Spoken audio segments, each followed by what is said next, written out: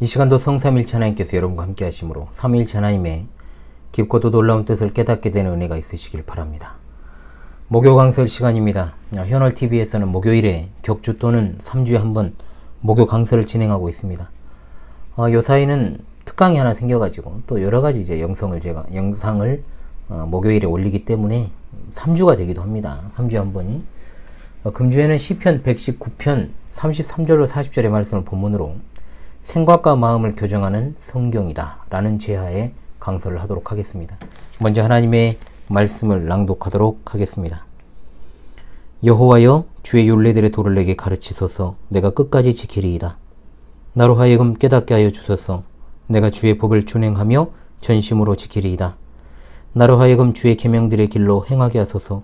내가 이를 즐거워함이니이다.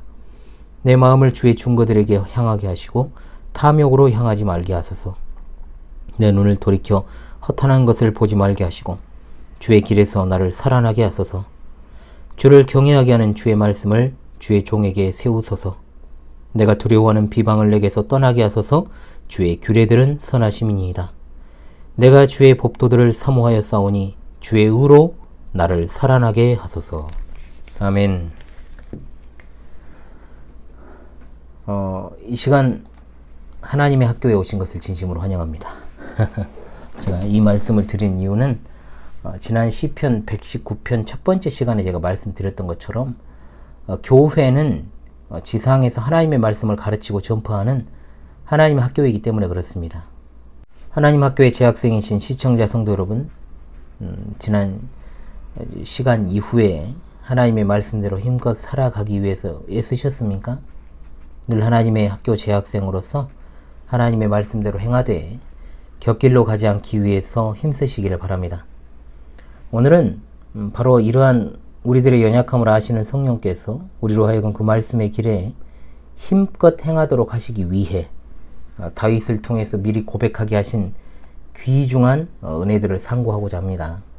시편 119편 33절에 40절 또한 하나님의 말씀에 관한 귀한 교훈들입니다만 지금까지와는 좀 약간 다른 어투가 쓰이고 있는 것을 좀 알게 됩니다. 보이십니까? 가르치소서, 깨닫게 하여 주소서, 행하게 하소서, 향하지 말게 하소서, 살아나게 하소서, 세우소서, 떠나게 하소서, 살아나게 하소서. 자, 이 말이 뭔 말입니까? 기도라는 말입니다. 기도로 이루어졌다라는 사실을 알게 됩니다. 즉 시편 119편의 다섯째 연이죠 이게. 하나님의 말씀을 배우고 싶은 마음과 기도를 하나로 묶어가지고 하나님의 학교에서 영혼의 훈련을 받는 동안 필요한 인내와 도움과 성장을 구하는 데 초점을 맞추고 있다라는 사실을 우리가 알 수 있게 되는 겁니다. 성경은 나침반입니다. 전혀 오류 없고 고장 없는 내비게이션입니다. 기차의 선로와도 같습니다. 쭉 이어져 있죠? 거기서 벗어나면 안 됩니다. 그렇죠? 기차의 선로에서 벗어나는 것을 일탈이라고 하지 않습니까? 없어서는 안 되고 그것을 잘못 사용할 때는 완전히 엉뚱한 길로 가버리는 것과 같습니다. 하나님의 말씀은 우리 신앙과 행위, 생활에 있어 유일한 법칙이요 믿음과 삶의 표준입니다. 그러므로 성경 말씀을 들을 때나 읽을 때나 또 이 말씀의 저자가 성령님이시기 때문에 성령님께 간구하며 기도하고 읽어야 당연히 그 저자의 뜻대로 의도대로 깨닫도록 인도하여 주시는 겁니다. 이 사실을 믿으십니까?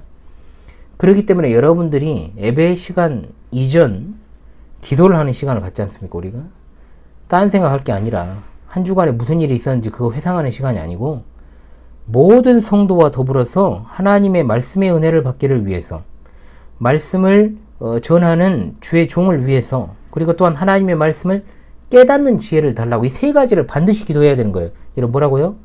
모든 성도들과 더불어서 하나님의 말씀의 은혜를 받기 위해서 기도하고 두 번째, 말씀을 전하는 목사를 위해서 기도하고 세 번째, 하나님의 말씀을 깨닫는 지혜를 달라고 기도를 해야 된다. 이 세 가지가 반드시 선행되어야 될 기도다 이 말입니다. 그러므로 예배 시간에 지각하면 됩니까? 안 됩니까? 거의 예배 시간 다 돼가지고 오면 됩니까? 안 됩니까? 안 됩니다. 좀 대답하고 계시죠? 지각을 하지 않았더라도 이 겸손한 마음으로 기도를 해야지 다른 행동이나 잡담을 하면 됩니까? 안 됩니까? 안 됩니다. 다 대답을 하고 있다고 생각을 합니다. 우리가 그 말 하잖아요. 운전할 때는 운전만 하세요. 교통사고 사고 비율 중에 굉장히 높은 것 중에 하나가 이 전방 주시 태만이라는 게 있습니다. 앞을 안 보는 거, 이거 굉장히 중요하죠, 이게. 그래서 말씀을 들을 때는 말씀만 들으세요. 이걸 꼭 여러분들이 기억을 하셔야 됩니다. 말씀 듣는 시간에 가급적 필기하지 마십시오. 필기 안 하더라고요, 요즘 이제 성도들이. 이제 아예 이제 그럴 마음도 없나 어떤가 모르겠습니다만. 집중력이 흐트러질 때는 조금 필기를 하는 것도 도움이 될 수는 있습니다. 그러나 그것은 굉장히 제한적인 것이고요. 성경도 읽으면 안 됩니다. 뭐 말씀 들을 때 성경 읽는 사람들이 있어요. 막 성경을 막 뒤적뒤적 하면서 진짜 이상한 사람들이죠, 그거. 그러니까 교회에서 정반대 현상을 목격하는 거예요. 말씀을 들을 때는 성경을 읽고, 성경을 읽어야 될 때는 또 듣고 있고, 가만히 있고. 설교 시간에 성경 읽는 사람들이 있어요, 진짜. 우리 교회에는 지금은 없습니다만은. 설교 시간에 뭘 적는지 막 계속 적는 사람도 있었어요. 지금은 또 없어요, 근데 또. 성경 공부 시간이 되었거나 또 제네박당이라든지 요리문답 시간에. 그때는 좀 적을 필요가 있는데, 그땐 또 안 적어요. 왜 그런지 모르겠어요. 진짜 메모를 해야 하길 바라면서 이야기할 땐 또 메모를 안 하더라고. 제가 목회를 하면서 발견했던 모습들을 좀 이야기를 드렸습니다. 여러분 교회에서 하나님의 말씀만을 사모하십시오. 특히나 그래야지 일상에서도 하나님의 말씀에 사모하는 그 패턴이 이어집니다. 오늘 이 시간도 하나님의 말씀을 통해 우리의 전 인격이 변화되어지는 귀한 은혜의 시간이 될 수 있기를 바랍니다. 자, 오늘도 한 행씩 읽고 한 행씩 강사를 하도록 그렇게 하겠습니다. 첫 번째 행입니다. 여호와여 주의 율례들의 도를 내게 가르치소서. 내가 끝까지 지키리이다. 아멘. 자, 다윗을 이 시의 저자로 보고 중년 이후의 삶 가운데서 고백한 것입니다. 자, 그러므로 다윗은 새신자가 아니에요. 그럼에도 불구하고 뭐라고 말합니까? 여호와여 주의 율례들의 도를 내게 가르치소서. 내가 끝까지 지키리이다. 즉 인간의 연약함을 그는 인정하고 있어요. 아무리 10년이 되고 20년이 되고 30년이 넘은 신자라고 할지라도 하나님이 도우시지 않으면 결코 목표점에 이를 수 없는 것이 우리 인간입니다. 위에서 오는 능력을 의지하지 않으면 결코 이룰 수 없다는 거죠. 이사야 53장 6절 말씀에 우리 인간들의 본성이 적나라하게 진술되어 있습니다. 우리는 다 양 같아서 그릇 행하여 각기 제 길로 갔거늘. 하나님의 가르침은 변함이 없습니다. 그러나 우리는 늘 변해요. 늘 그릇 행하여 제 길로 가기 쉽습니다. 매 순간마다 하나님의 가르침을 새롭게 받기를 간구해야 되는데 다윗이 바로 그런 간구를 하고 있다 이 말입니다. 하나님의 말씀을 가르치는 입장이 되고 보니까 얼마나 하나님의 말씀이 그 사람에게 있어서 체질화되는 것이 어려운 일인지를 알게 돼요. 같은 내용을 아무리 가르치고 또 가르쳐도 눈빛을 딱 보면은 마치 처음 듣는 것처럼 눈빛을 하고 있어요. 그것은 하나님의 은혜를 그 사람이 값싸게 취급했다는 반증입니다. 하나님의 은혜를 받았다는 것이 위로를 주고 평안을 그저 주는 것에 그치게 될 때 그 심령은 실제로는 잠들어 버릴 때가 많습니다. 신앙생활을 아무리 오래한 신자라고 할지라도 그리고 지금까지 꿋꿋하게 버텨왔던 신자라 할지라도 하나님께서 도움 주시지 않으면 아무것도 아닌 일에 대해서 넘어지고 실족할 수 있다는 사실을 여러분 결코 잊지 마십시오. 오늘 은혜를 받았다고 안주하지 마시고 항상 두려움 가운데서 겸손하게 신앙생활 하실 수 있기를 바랍니다. 하나님이 계속해서 가르치시고 능력의 손길로 도우심으로 굳세게 해주시지 않는 이상 우리는 수많은 유혹 앞에서 바람 앞에 등불 신세라는 것을 결코 잊어서는 안 됩니다. 그리고 주목해야 될 것이 있죠. 바로 내가 끝까지 지키리이다 합니다. 우리는 하나님의 손길이 단 한시라도 단 1초라도 함께 하시지 않으면 그대로 주저앉아 버릴 수밖에 없는 존재입니다. 그러므로 이 강구는 바로 주님이 시작하신 것처럼 주님이 완성하여 주시옵소서 라고 말하는 겁니다. 그러나 로마교는 뭐라고 가르칩니까 여러분? 사람이 하나님의 도움을 받고 나면 스스로의 힘으로 놀라운 일을 할 수 있고 모든 유혹을 이겨낼 힘이 충분하다. 신협력서를 주장하기 때문에 그래요. 바른 길의 시작이 바로 하나님이십니다. 그렇다면 하나님의 강한 손으로 우리를 붙들어 주시지 않는다면 우리는 계속해서 그 바른 길을 지속해 걸어갈 수 없음을 믿어야 될 줄로 압니다.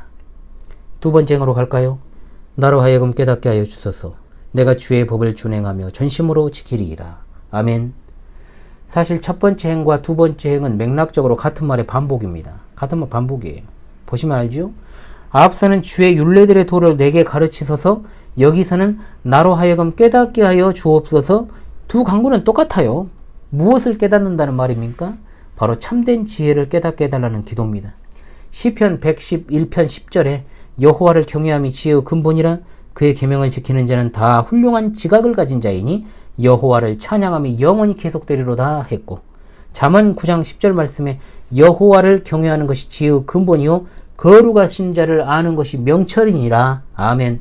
그러므로 하나님께 대한 순종에서 이탈하는 모든 사람들은 뭐가 없다? 지각도 없다, 사리 분별도 없다, 이성도 없는 사람이라는 말씀이에요. 세상이 말하는 지혜가 뭡니까 여러분? 남을 속이는 것도 지혜라고 말하는 세상이에요. 안 그렇습니까? 다 내게 이득이 되는 방향으로 남을 둘러 먹어요. 응? 그잖아요. 우리나라 사람들이 정직하다고요? 우리나라 사람들의 양심이 바르다고요? 막 그런 거 뭐 해외에 뭐 유튜브도 있대요. 뭐 지갑을 던져놓으면 막 주워준다고 막. 그럼 뭐답니까? 전 재산을 털어버리는데. 사기 제일 잘 치고 거짓말 잘하는 민족이에요. 우리나라 민족이. 뭐 그런 국뽕 영상 같은 거 보지 마세요. 그거 절대로. 그 사람들은 여기서 먹고 살아야 되니까 한국인을 칭찬해야죠. 어디 그런 걸 보고 있어요. 그걸 보면 안 돼요. 그런 거.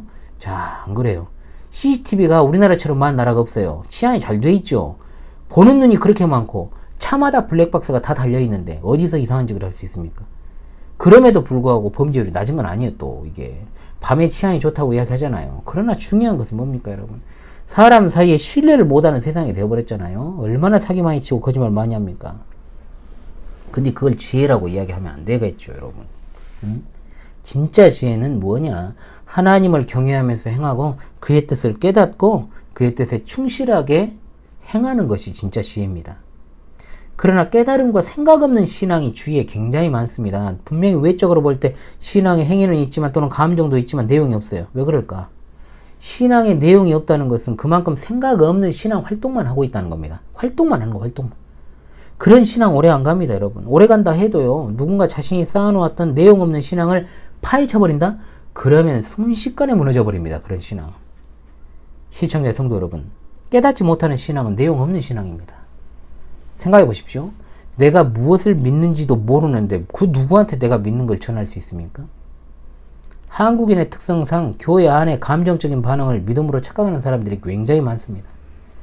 즉 머리로 들은 신앙이 가슴으로 반응하고 이제 행동으로 나타나야 되는데 내용 없이 감정에만 충실하게 만드니까 어떻습니까? 처음부터 신앙 아닌 신앙이 형성이 되고 내용 없는 신앙이다 보니까 산들바람만 잠깐 불어도 흔적 없이 날아가 버립니다. 참된 지식에 근거하지 않은 신앙은 사막의 신기루와도 같은 겁니다. 허상입니다. 허상. 시청자 성도 여러분, 신앙의 내용을, 지식을 여러분의 생각에 채우시길 바랍니다.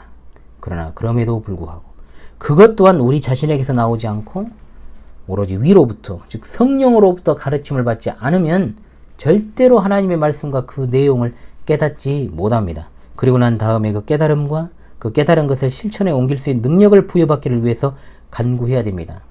내가 주의 법을 준행하며 전심으로 지키리이다. 전심이라는 말 지난 시간에도 말씀을 드렸습니다만 그 어떤 다른 불순물도 섞이지 않은 마음입니다.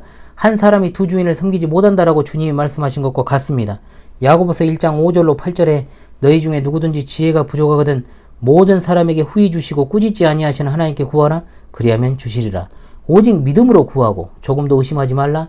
의심하는 자는 마치 바람에 밀려 요동하는 바다 물결 같으니 이런 사람은 무엇이든지 주께 얻기를 생각하지 말라. 두 마음을 품어 모든 일에 정함이 없는 자로다. 아멘. 그러나 우리 가운데 적당주의가 판을 칩니다. 아무리 하나님의 말씀으로 은혜 받아도 세상을 살아갈 때는 적당히 처세술로 살아가려고 그래요. 정말 이것이 바로 세상 지혜 아닙니까? 참된 지혜가 아니죠. 하나님의 말씀을 준행하며 전심으로 지키지 않고 그저 다른 사람한테 피해주지 않을 정도로만, 다른 사람한테 욕먹거나 손가락질 안 받을 정도로만, 이 정도만 하면 하나님도 기뻐하시고 사람들도 좋아할 것이라고 하는 적당주의, 안일주의가 깜짝이야. 신앙인이라 불리는 사람들 가운데 판칩니다. 그러나 그러한 마음은 두 마음을 품은 마음이요 모든 일에 정함이 없는 것입니다.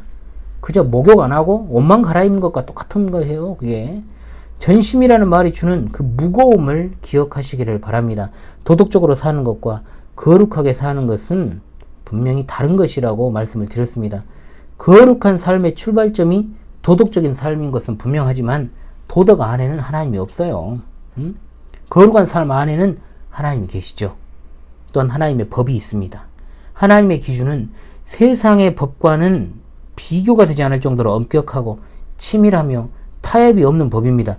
우리에게는 이런 법을 어떤 충족시킬 수 있는 능력이 없습니다. 그래서 그 법을 지킬 수 있는 방편조차도 하나님이 마련하신 겁니다. 우리 주 예수 그리스도께서 하나님의 율법 아래 복종하심으로 말미암아 우리를 율법의 저주로부터 속량하셨고, 또한 성령께서는 예수 그리스도를 믿는 믿음을 우리에게 주사 하나님의 법을 즐겁게 준행하며 전심으로 행하도록 도우십니다. 결코 우리 안에 선한 것이 어떤 것이 있어가지고 또는 우리의 의지가 아직은 선한 일을 할 수 있을 가능성이 있어서가 아니에요.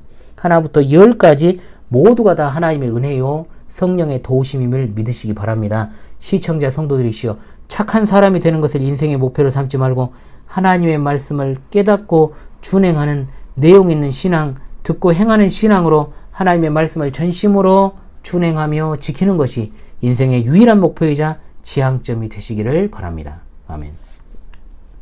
세 번째 행입니다. 나로 하여금 주의 계명들의 길로 행하게 하소서. 내가 이를 즐거워함이니이다. 아멘. 매 순간순간마다 하나님의 말씀이 우리 발 앞에 있어야 되고 우리의 길을 인도하는 것이 되어야 된다는 뜻입니다. 다윗 성도는 지금 빛을 구하는 것이 아닙니다. 빛을 얻었으니까 빛을 따라 걸어가는 능력을 매 순간마다 지금 구하는 겁니다. 하나님의 말씀이 빛으로 묘사되었잖아요. 하나님의 말씀이 없이 살았던 우리의 생각이 어둡기만 할 뿐이기 때문에 그렇잖아요, 여러분. 또한 매 순간 하나님의 도우심이 필요한 것은 우리의 마음이 참으로 연약하기 때문입니다. 그러면 우리가 걸어가야 될 길은 어떤 길일까요? 여기 나오는 길은 히브리어로 그냥 길이 아닙니다, 여러분. 그냥 길이 아니에요. 어떤 길일까요? 다니다라는 말에 어근해서 파생한 단어입니다. 즉 새롭게 난 길을 말하지 않습니다. 다니던 길입니다. 다니던 길. 즉 왕래가 잦은 길이기도 하고 익숙한 길이라는 말도 됩니다. 다시 말해서 여기서 말하는 길은 우리 앞서 수많은 믿음의 선진들이 걸어갔던 그 길을 가리킵니다. 바로 에레미야 6장 16절에 나오는 애적 길입니다. 애적 길. 예전에 제가 이거 강사를 한번 한 적 있죠. 너희는 길에 서서 보며 애적 길, 곧 선한 길이 어디인지 알아보고 그리로 가라. 시대적 흐름이라는 것이 그렇지 않습니까, 여러분? 새로운 것을 끊임없이 추구하게끔 만들어요. 스마트폰도 새로운 것이 나오기 무섭게 그 다음 버전이 출시가 됩니다. 컴퓨터도 마찬가지죠. 가전제품에서부터 모든 생활 필수품에 이르기까지 새로운 것이 추구되는 시대입니다. 그런 가운데 우리는 자연스럽게 이런 어떤 파격적인 변화 앞에서 옛 것은 좀 그렇고 새 것은 좋다라는 생각에 젖어들었고 젖어들어왔죠.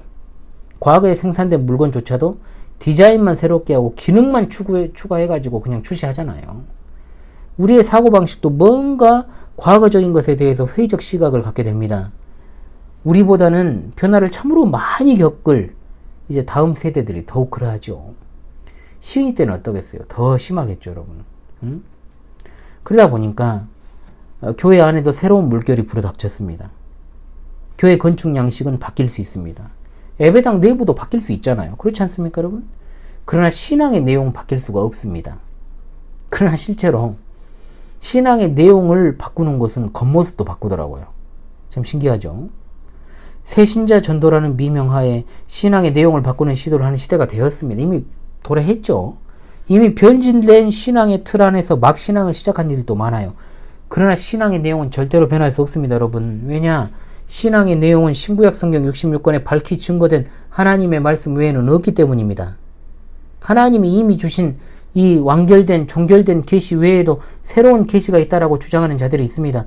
이스라엘이 멸망할 당시에도 거짓 선지자들이 판을 치면서 왕들과 고관들의 눈과 귀를 가리고 결국 하나님의 참된 뜻을 깨닫지 못하고 듣지 못하게 함으로 나라가 멸망하고 세계 도처에 뿔뿔이 흩어지고 말았다는 것을 볼 때 우리 신앙을 왜 개혁신앙이라고 부르는지, 왜 우리 교회를 개혁교회라고 부르는지를 다시금 숙고하시기를 바랍니다. 개혁은 새롭게 만들어내는 게 아닙니다. 개혁은 갱신이 아니에요. 개혁은 구겨져 있던 것을 펴는 것입니다. 펴는 것. 개혁은 원래 모습을 되찾는 것입니다. 개혁은 믿음의 선진들이 단 하나의 유일한 길이라 믿었고 걸어왔던 오직 성경의 길, 참된 신앙의 길, 참다운 기독교회인 초대교회 정통교회 개혁교회로 이어져 내려오는 역사적 정통 기독교 단 하나의 길, 그 길이 협착하여 찾는 사람이 적은 길, 좁은 길, 좁은 문으로 통과하는 그 길이라는 것을 잊지 마시기 바랍니다. 그래서 늘 말씀드립니다. 오랜만에 말씀드리네요. 신앙 노선이 다르다는 말은 종교가 다르다는 뜻이다. 기억하십시오. 사도들이 전한 복음, 정통교회가 추구했던 신앙, 개혁자들이 추구했던 신앙은 오로지 한 노선, 한 갈래, 한 길이었습니다. 예적 길이었습니다. 결코 여러 갈래 길이 있는 게 아닙니다. 역사적 정통 기독교의 순수하고 유일한 신앙 노선에 있는 우리 시청자 성도들이요, 좌로나 우로나 치우치지 않고 오로지 한 길을 걸어가는 것으로 즐거워하는 기쁨의 순례자들이 다 되시기를 바랍니다. 아멘. 네 번째입니다. 내 마음을 주의 증거들에게 향하게 하시고 탐욕으로 향하지 말게 하소서. 아멘. 자, 네 번째 행에서는 이제 마음이라는 단어가 핵심입니다. 마음에다 동그라미 탁 해놓고 앞에서 예적 길로 행할 것을 우리에게 가르치신 하나님께서 이제는 그 예적 길 안에서 행하고자 하는 마음이 있어야 될 것을 가르치십니다. 말씀을 깨닫게 하는 능력이 하나님께 있고 그 길로 행하는 것도 하나님께 달린 문제라면 이제 우리 마음이 하나님의 말씀으로 향하는 것은 우리 몫일까요? 그렇지 않습니다. 이것 또한 하나님께서 하십니다. 하나님께서 우리에게 손을 대시고 우리 마음을 기울이게 해주지 않으면 결코 우리는 하나님께 대해서 순종할 수 없고 순종하지도 않습니다.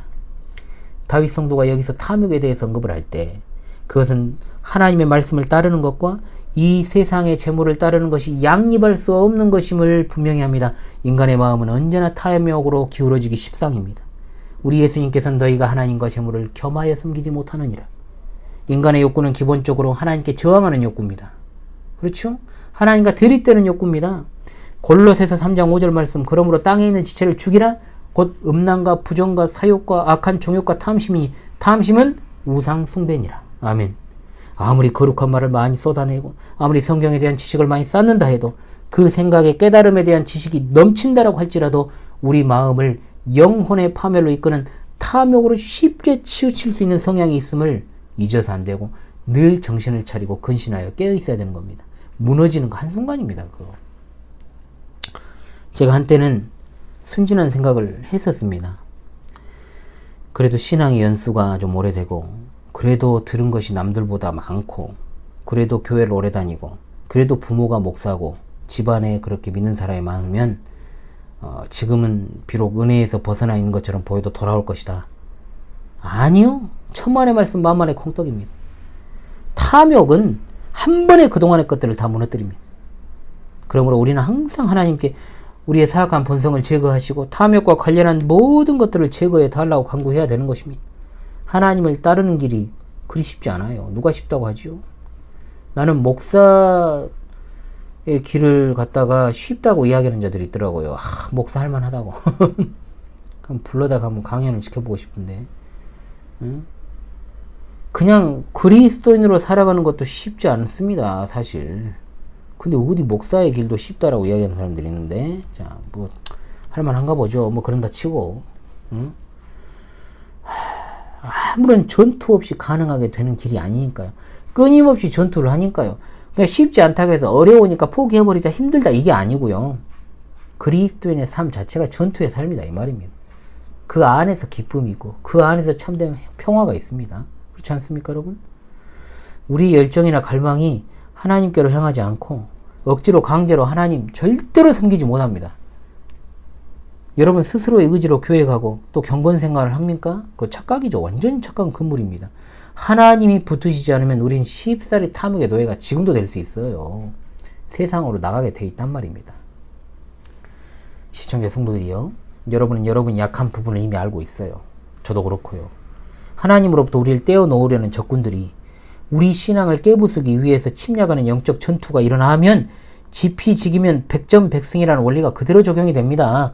그런데 죄는 우리를 너무 잘 알아요. 죄는 우리 본성에 너무 민감해가지고 우리 특성과 영혼의 구조를 잘 알아요.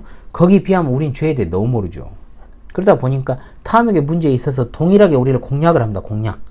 우리는 알고 있지만 그것을 사람들 앞에 속이고 있을 뿐, 죄는 그것을 잘 알고 자꾸만 그 취약한 부분을 허물어뜨리는 전략을 씁니다. 자, 성도들이요, 부와 명예와 권력을 쥐고 있던 다윗이 탐욕에 빠지기 쉬웠겠습니까? 우리가 빠지기 쉽겠습니까? 그럼에도 불구하고 다윗 성도는 그런 죄악에 빠지지 않도록 탐욕이 아닌 하나님의 말씀으로 향하게 해달라고 기도하고 있습니다. 다윗 성도도 그러할진데 그보다 못가진 우리가 영적 전투를 목전에 두고 성령님께 전적으로 의지하여 기도하지 않는다면 과연 승리할 수 있습니까? 방금 말씀드렸습니다. 죄는 우리 약점을 너무 잘 알아요. 그것을 쳐버려요. 그런데 이것을 제대로 해결하지 않으면 문제가 이상한 곳으로 튀어가지고 상황을 더 악화되게 만듭니다. 보상 심리가 발동을 해가지고 주일 예배와 또 성경 공부를 빠지지 않는 것으로 또 교회 봉사를 열심히 해서 또는 기도 생활과 말씀 생활을 실천하는 것으로 그것을 대체하는 경향으로 나타날 수 있다는 겁니다. 성도들이요. 모든 것이 그러합니다만 이미 벌어진 전쟁을 승리하게 해달라고 간구하지 말고 미리 전쟁을 대비할 수 있도록 하나님의 말씀으로 향하게 해달라고 간곡하게 요청하는 여러분 되시기 바랍니다. 아멘. 5번째 N입니다. 내 눈을 돌이켜 헛하는 것을 보지 말게 하시고 주의 길에서 나를 살아나게 하소서. 아멘. 마음에 이어서 뭐가 나오죠? 눈입니다. 요즘 눈이 좀 필요한데 요즘 눈이. 다윗 성도는 그의 눈을 돌려 헛된 것을 보지 않게 해달라고 간구합니다. 칼빈 선생은 여기서의 눈을 원수들을 받아들이기 위해 열어놓은 2개의 문이라고 표현합니다. 우리가 큰 군대의 포위가 되고 우리 안에는 전혀 저항할 힘이 없으며 적을 물리칠 수 있는 요새에 있기는커녕 성문이 지금 어떤 상태냐? 활짝 열려져 있어서 적의 침입을 그대로 허용하면 어떻게 될까요? 우리가 허약하고 약점투성이일 때 우리의 두 눈은 사탄에게 열어진 성문과도 같다 이 말입니다. 그래서 다윗은 우리 눈을 돌이켜 헛하는 것을 보지 않게 해달라고 간구한 겁니다. 성경은 이것을 뭐라고 표현하죠? 안목의 정욕이다. 세상에는 헛하는 것이 많습니다. 그래서 우리 눈을 현혹시킵니다. 자꾸만. 하나님의 학교에서 성장하려면 하나님께 속한 것을 많이 봐야 돼요. 하나님께로 문을 터놔야지. 세상으로 문을 터놓으면 어떻게 되겠습니까? 날 잡아먹어버리지. 세상에 속한 것들은 덧없이 사라집니다. 하나님께 속한 것은 영원합니다. 우린 TV가 바보상자란 말을 듣고 자라온 세대입니다. 그렇죠? 그런데 요즘 어디에도 TV가 바보상자라고 가르치는 곳은 없어요. 지금은 TV보다 훨씬 무서운 스마트폰이 사람들을 빠르게 바보로 만들어가고 있습니다. 스마트라는 말과 상반되죠. 굉장히 역설인데 TV는 바보를 만들지만 스마트폰은 사람의 영혼을 파괴시킨다고 봅니다. 저는. 스마트폰을 쳐다보는 시간의 반의 반이라도 성경을 보고 또 스마트폰을 보더라도 현을 TV를 시청하면 얼마나 좋을까요? 요리저리 인터넷 검색하고 사진 보고 카톡 보고 이것저것 봐도요 순식간에 1, 20분 후딱 가버려요. 응? 현을 TV 방송 한 개 볼 수 있는 시간입니다. 안 봐! 그 시간에. 문제는 제가 이 말을 해도 이 영상을 안 보면 의미가 없잖아요. 안 볼걸요 근데. 답답하죠. 허탄한 것이라고 하는 히브리어의 뜻은 뭐냐? 물질적으로 실제하지 않는 것 혹은 도덕적으로 건전하지 못한 것을 가리킬 때 쓰입니다. 실체가 아니라는 거예요 여러분. 허상이라는 거예요. 거짓된 것. 즉 이 말은 우상을 묘사할 때 쓰인 말입니다. 우상은 없잖아요. 실제로 존재하지 않는데 사람들이 마음으로 고안해내가지고 만들어낸 게 우상이잖아요. 다윗 성도는 시편 31편 6절에도 내가 허탄한 거짓을 숭상하는 자들을 미워하고 여호와를 의지하나이다 하고 분명히 말했고 에레미야 선지자 또한 18장 15절에서 물은 내 백성은 나를 잊고 허무한 것에게 분향하거니와 이러한 것들은 그들의 길 곧 그 옛길에서 넘어지게 하며 곁길 곧 닥지 아니한 길로 행하게 하여 라고 말한 것처럼 결국 우리의 눈을 돌이켜 하나님의 말씀을 향하지 못하게 만드는 모든 것이 우상이며 탐심은 곧 우상 숭배라고 했던 말씀과 연결이 되는 맥락이라고 말할 수 있는 것입니다. 인간의 눈은 허탄한 것, 우상에게 눈을 돌리기 참 쉬워요. 하나님을 아는 지식에서 유익을 얻는 우리 시청자 성도들이요. 원수들을 받아들이기 쉬운 어떤 열려진 성문과도 같은 우리의 눈을 허탄한 것들에 대해서는 굳게 잠그고 닫읍시다. 들어야 할 말만 듣고 보지 말아야 될 것들을 보지 마십시다. 하나님의 말씀에 대해서는 귀를 열고 하나님의 말씀을 보는 눈을 열며 나를 하나님으로부터 멀어지게 하는 요소들을 철저히 배척하고 멀리하기를 위해 기도합시다. 우리가 흔히 이런 말을 하잖아요. 눈에서 멀어지면 마음에서도 멀어진다. 진짜 그렇습니다. 허탄한 것이 눈에서 멀어지면 마음에서도 멀어지게 돼 있습니다. 분명합니다. 주의 말씀에 대해서 감겼던 영의 눈이 떠지고 이전에 그토록 느려터지고 움직이지 못했던 하나님의 말씀의 자리에서 열렬하게 되고 열성적인 우리 모두가 될 수 있다 이 말입니다. 아멘. 6번째 행입니다. 주를 경외하게 하는 주의 말씀을 주의 종에게 세우소서. 아멘. 주의 말씀이라고 번역이 되었습니다만 정확한 번역은 약속입니다. 약속. 그리고 사실 이렇게 번역하면 의미가 애매해지죠. 바른 성경은 이 부분을 이렇게 번역했습니다. 주님을 경외하는 자에게 주신 약속의 말씀을 주님의 종에게 이루어 주소서. 주의 약속의 말씀, 언약의 말씀을 사모하는 자는 주를 경외하게 됩니다. 다윗 성도가 그랬고 사랑하는 믿음의 선진들이 그래왔습니다. 즉 다윗 성도는 이렇게 말한 거예요. 주여, 나는 당신이 약속하신 것 외에는 아무것도 구하지 않습니다. 바로 이것이 당신께 나아가는 담대함을 줍니다. 우리의 기도는 하나님의 약속에 근거하기 때문에 담대한 겁니다. 또한 우리가 기도한 후에 하나님께 간구한 것이 헛되지 않음을 확신하기 위해 하나님의 약속을 상기해야 됩니다. 사랑하는 시청자 성도들이여, 우리는 하나님의 약속하신 말씀 위에 서서 그 약속의 완성을 기다리는 사람들입니다. 그것을 기다리는 동안에 우리는 좌절하지 않습니다. 아무것도 우리를 좌절하게 만들 수 없습니다. 하나님 사전에 실패란 없기 때문에 주를 경외하는 자에게, 주를 절대적으로 신뢰하는 자에게, 주께 절대적으로 복종하는 자에게 하나님의 약속의 말씀을 분명히 깨달을 수 있도록 하나님의 입에서 나오는 모든 말씀을 지켜 행할 수 있도록 인도하여 주시옵소서. 이 간구가 여러분의 간구요 평생의 기도가 되기를 원합니다. 아멘. 7번째 행입니다. 내가 두려워하는 비방을 내게서 떠나게 하소서. 주의 규례들은 선하심이니이다. 아멘. 여기서 비방이라는 단어 자체는 잘못된 번역은 아니지만 지금까지의 맥락에 있어서 비방이라는 단어로 번역하기보다는 치욕이나 수치라고 번역해야 맞습니다. 그래서 그렇게 바꿔서 번역을 하면 내가 두려워하는 수치를 내게서 떠나게 하소서. 주의 규례들은 선하십니다 라고 할 수 있어요. 그렇다면 다윗 성도가 두려워하는 수치가 뭐겠습니까?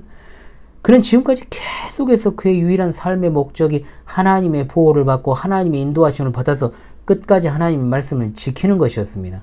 그렇다면 다윗 성도를 비롯한 모든 성도들이 두려워해야 될 치욕이나 수치는 뭘까요? 다름 아니라 하나님으로부터 버림받는 것입니다. 왜 그렇게 됩니까? 하나님의 말씀에서 벗어나서 방탕하게 되는 것을 말해요. 진짜 치욕은 바로 거기서부터 오는 것이죠. 한때는 열심히 말씀도 듣고 말씀도 읽었으며 사모했습니다. 그러나 결국에 가서 보니까 그러한 모든 것이 다 위선에 불과했다는 것을 알게 되는 것. 그것보다 더 큰 수치와 치욕은 없는 것이죠. 그래서 이렇게 덧붙이지 않습니까? 주의 규례들은 선하심이니이다. 주님, 내가 당신이 명하신 것을 따르는 이상 설령 사람들이 나를 싫어하고 중상모략한다고 해도 나 아무래도 좋습니다. 내게 하나님을 향한 착하고 순수한 양심이 있다면, 그리고 하나님께서 나의 보증이시고 나의 증인이 되신다면 그것으로 충분한 줄로 믿습니다. 우리에게 가장 큰 수치와 치욕과 비방은 바로 내 삶이 방탕하게 되어가지고 하나님의 말씀으로부터 벗어나는 것입니다. 그러므로 누가 뭐래도 나는 다른 이들의 비방과 회방은 두렵지 않습니다. 할렐루야. 아멘. 우리 교회 두 번째 기도 제목이 뭡니까? 성삼위일체 하나님만을 두려워하는 신실한 교회가 되게 하소서입니다. 아멘입니다. 마지막 8번째 행입니다. 내가 주의 법도들을 사모하여 싸우니 주의 의로 나를 살아나게 하소서. 아멘. 이제 결론에 다다랐습니다. 앞선 행에서는 주의 길에서 나를 살아나게 하소서라고 했는데 여기서는 주의 의로 나를 살아나게 하소서. 고통이 성도들의 삶을 둘러싸고 있는 상황 가운데서 성도들은 하나님의 도움을 바랄 뿐입니다. 그러므로 여기 주의 법도는 주의 명령을 가리키는 말이라기보다는 고통당하는 자에게 구원을 주시는 하나님의 공이다라고 봐야 됩니다. 하나님께서 나를 보시고 너는 완전한 자요, 너는 내 백성이요, 너는 내 아들이라고 하시고 선언하십니다. 그것이 바로 성도에게 주시는 의입니다. 믿음의 주요 온전케 하시는 이이신 주 예수를 바라볼 때 우리가 살아나게 되어 있습니다.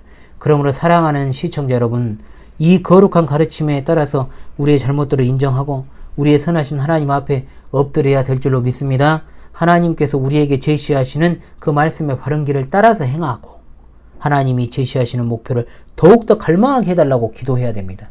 그것이 바로 주의 의로 나를 살아나게 하소서라는 다윗 성도의 간절한 외침이요, 또한 하나님께서 우리의 모든 악과 불완전함을 제거하심으로 그의 의로 옷 입히심으로 우리의 머리요 우리의 대장이신 예수 그리스도와 연합하게 하시는 것입니다. 사랑하는 시청자 성도들의 생각과 마음이 하나님의 말씀으로 말미암아 완전하게 교정되고 변화되는 역사가 있으시기를 간절히 소망합니다. 하나님께서 역사하심으로 소원을 주셨다면 하나님은 우리 각자에게 역사하셔서 그 소원을 행하게 하실 것이고 그 소원을 만족시켜 주실 줄로 믿습니다. 다른 소원 아닙니다. 오직 하나님의 말씀으로 나를 살아나게 하소서. 나의 마음과 생각이 교정되고 끊임없이 변화되게 하옵소서. 이것이 진정한 갈급함의 기도 제목이 되는 충실하고 신실한 성도들 다 되시기를 바랍니다. 하나님의 말씀은 우리의 생각과 마음을 교정합니다. 할렐루야. 아멘.